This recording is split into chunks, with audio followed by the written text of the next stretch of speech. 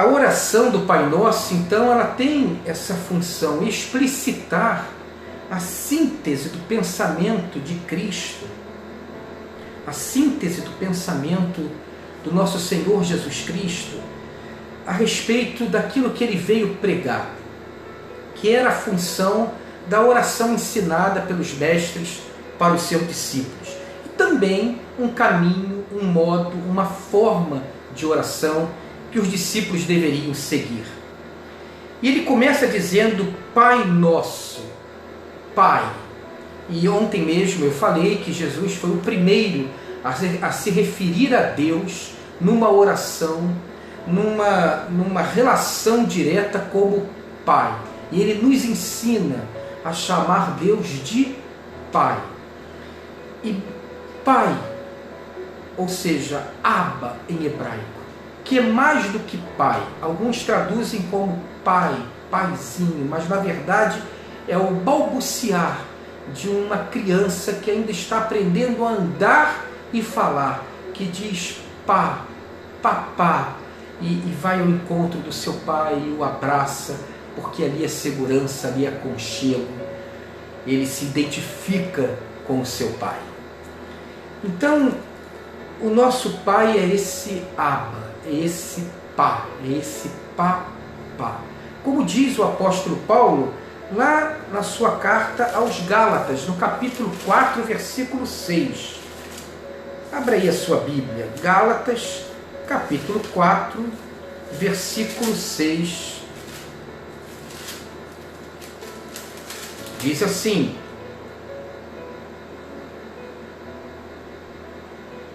e porque vocês são filhos, Deus enviou o Espírito de seu Filho ao coração de vocês, e ele clama: Abba, Pai.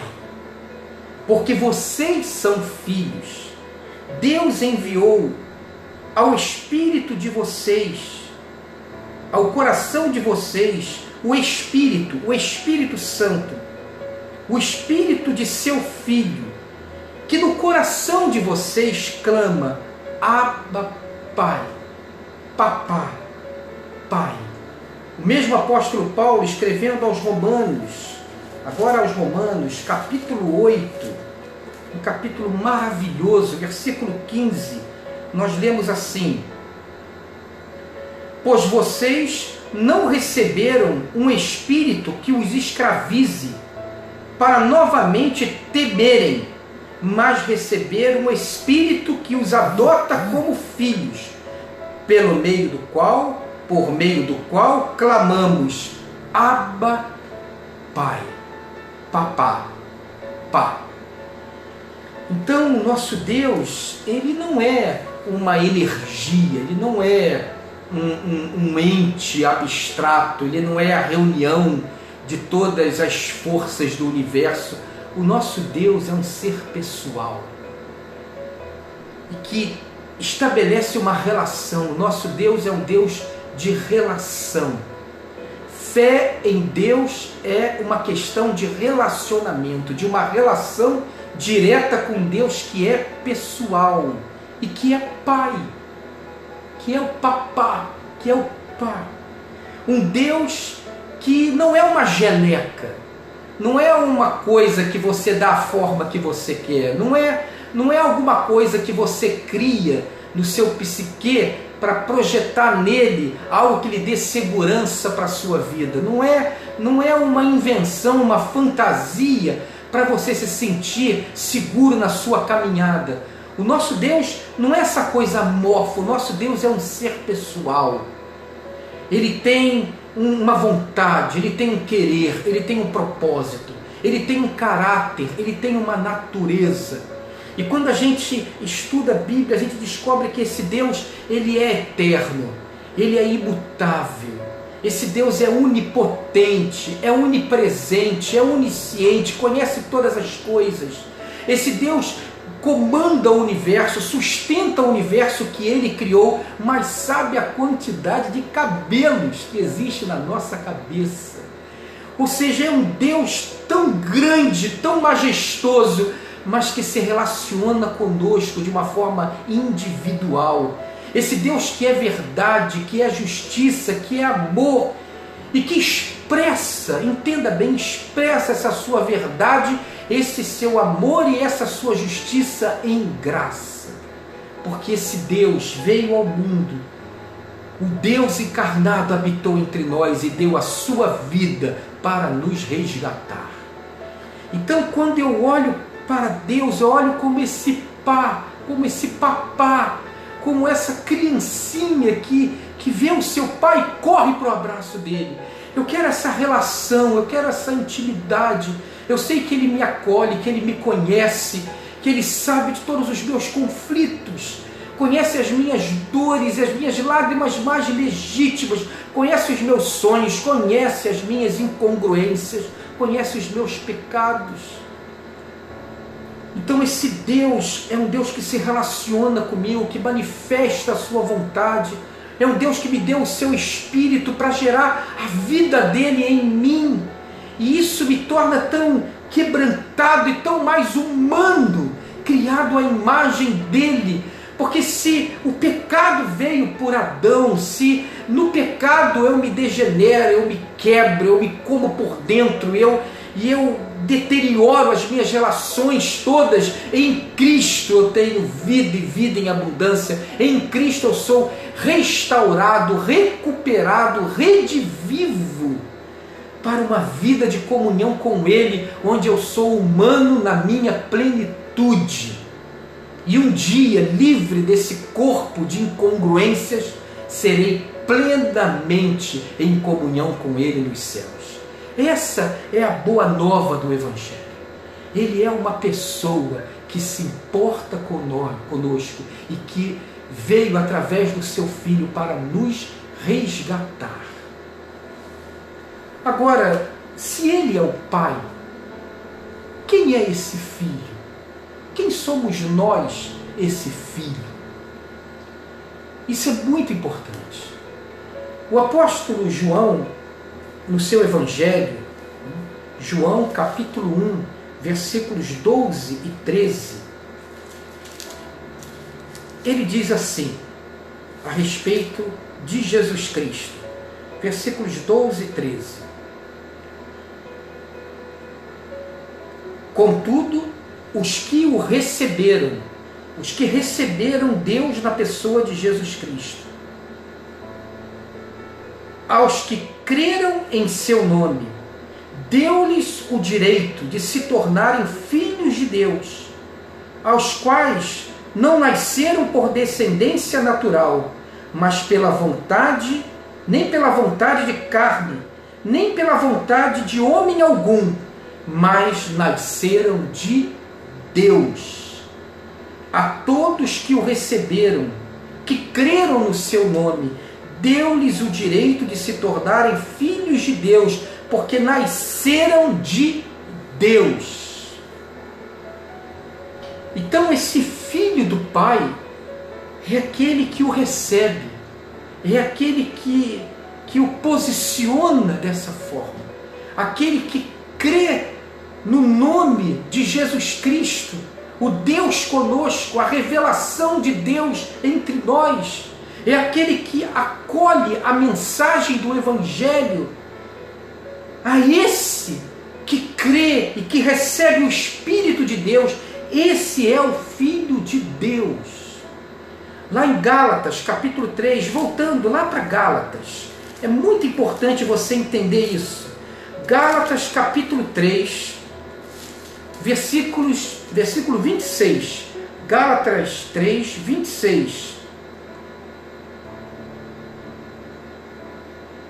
Diz assim: todos vocês são filhos de Deus, mediante a fé em Cristo Jesus. E entenda bem, quando a palavra nos ensina isso, ela não está criando um grupo, ela não está predeterminando a existência de um grupo em particular, mas está abrindo um convite para toda a humanidade.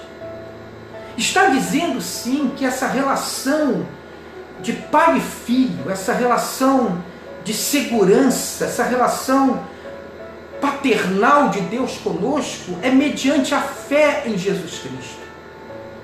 Não é construída nos nossos méritos, não é conquistada nos nossos esforços, não é algo que a gente adquire pelo braço. Como diz o próprio apóstolo Paulo, a salvação vem pela graça, é dom de Deus, mediante a fé em Cristo.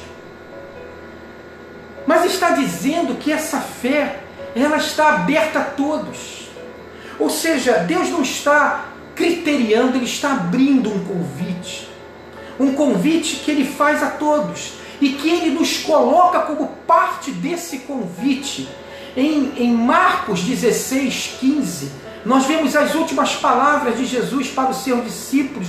E Ele disse assim: ide e pregai o Evangelho a toda criatura, a todas as pessoas, a toda a gente. Leva essas boas novas, leva esse meu convite, leva que eu não sou esse Deus distante, que eu não estou em coisas que você possa criar, que você não precisa ter um mediador, você não precisa ter um sacrifício, você não precisa fazer algo, mesmo que espiritual, para ter acesso a isso. Diz para essa gente a boa nova de que eu morri na cruz para abrir um novo caminho, onde os pecados pudessem ser perdoados mediante a justificação na cruz, e eu possa encaminhar todos ao aprisco do Pai, ao aconchego do Pai. Vai, queridos discípulos, vai, queridos filhos, e convida outros para sentarem à mesa, a mesa que eu mesmo monto, a mesa que eu comando todos a fazerem parte dessa mesa. Há lugar para todos. E a boa nova é essa: eu quero ter uma relação de pai, uma relação particular, singular, uma relação transformadora. E o apóstolo Paulo entende isso quando ele diz que o Evangelho é o poder de Deus para a transformação de todo aquele que crê. Então, quando Jesus nos convida a chamarmos de Pai, Ele nos faz um convite a toda a humanidade mediante a fé no seu nome. E você deve portar isso com amor. Não é para levar isso como uma forma de condenação. Não é para levar isso como uma forma de um juízo de Deus. Entenda bem, querido. Primeiro a gente acolhe, depois a gente trabalha. O que você entende da justiça de Deus? O que você entende na sua experiência sobre castigo de Deus? Nós devemos tirar essa palavra da nossa boca. Ela não deve vir primeiro, ela vem como extensão do Evangelho, como uma pregação viva, uma pregação realista que vai dizer a todo homem que ele deve se aproximar de Deus, sim, que a vida está em Deus. Mas é o momento da graça, é o momento do convite, é o momento da pregação do Evangelho, onde nós somos convocados não para sair por aí pregando a justiça de Deus, mas sim a justiça de Deus em Cristo, que é graça e convite a todos os homens para se sentarem à mesa. E nós vivemos um momento tão importante. Se eu pudesse abrir o meu coração pastoral, agora é a hora de, mais do que nunca, nós dizermos às pessoas: existe um Deus que nos conhece, que quer ter uma relação paternal conosco. Esse Deus nos ama, Ele enviou o seu Cristo para morrer por nós, enviou o seu Filho amado para morrer por nós. Ele abriu esse caminho e Ele recebe a todos. E Ele tem perdão, Ele tem restauração, Ele tem renovo, Ele tem transformação. Você que está cansado e sobrecarregado, vá a Jesus e você encontrará alívio para a sua alma. Uma mensagem de fé e esperança que aquece primeiro o nosso coração, e quando sai da nossa boca, sai com sentido, sai com candura, sai com doçura, sai no meio desse mundo tão abrutalhado, de tantas violências, de tanta desordem, de tanta competição, de tanta gente se dizendo palmatória do mundo, vem com a força de uma boa nova que quer acolher a todos.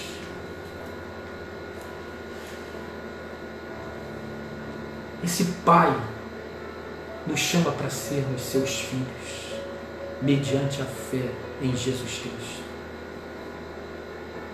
E isso não pode ficar calado na nossa boca, nem ficar obtuso aos nossos olhos, e muito menos ficar ausente de nossas mãos. Que Deus te abençoe, que você faça desse momento de luta sua, em casa ou na rua, nas condições mais difíceis de trabalho, num hospital, arriscando sua vida, ou talvez trabalhando, como eu tenho dito, para que a cidade continue acontecendo, que você possa ver nisso tudo uma grande oportunidade de se aproximar mais de Deus, de cultivar uma relação com esse Pai que conhece você, e que da sua boca saia essa boa nova de esperança, esse convite a todos para que se sentem à mesa desse Pai. Que o amor de Deus, o nosso Pai, que a graça do Senhor Jesus Cristo e as consolações do Espírito Santo estejam com a sua vida, com a sua família, estejam por onde você andar, estejam no seu trabalho, e estejam com todos aqueles que estão labutando no dia de hoje, que estão lutando pelas suas vidas, que estão lutando para salvar vidas, que estão servindo, que estão trabalhando.